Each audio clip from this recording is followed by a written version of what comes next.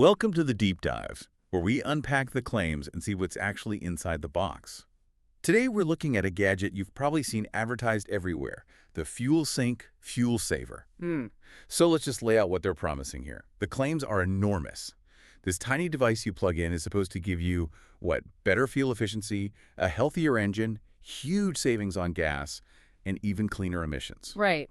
And that's really where we have to start our analysis. You have this claim of a very sophisticated technical fix that costs about $30.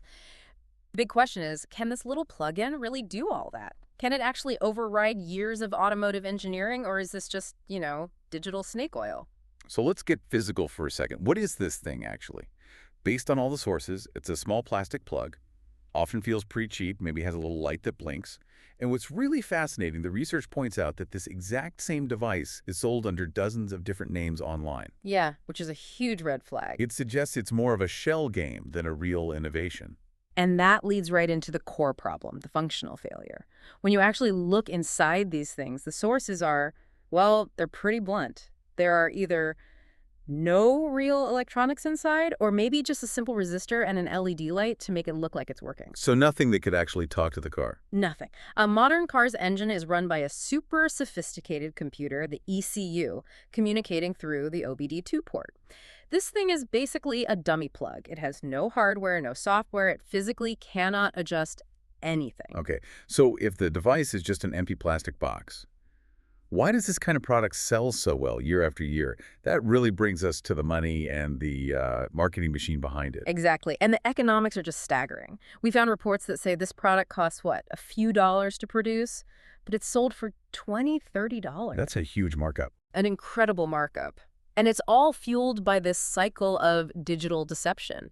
They use fake reviews, fake limited time discounts, and they just recycled the same claims over and over, but none of it is ever backed up by real verifiable data or testing. The profit is all about volume, not performance. And what about the people who actually spent their money on it, the consumer experience? Yeah, the feedback is it's pretty consistent across the board. Let me guess, it doesn't work. Not at all.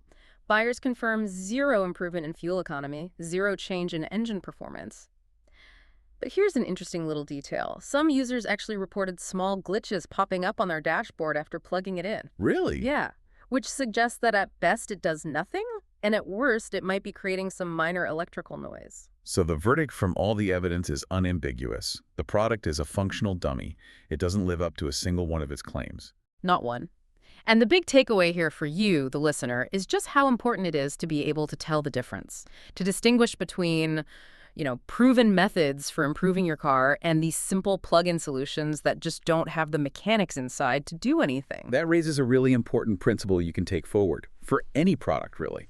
If a device costs next to nothing to make, but it's promising you these major technical changes that normally require complex engineering and approvals, what kind of independent, verifiable proof should you always demand before you even think about spending your money?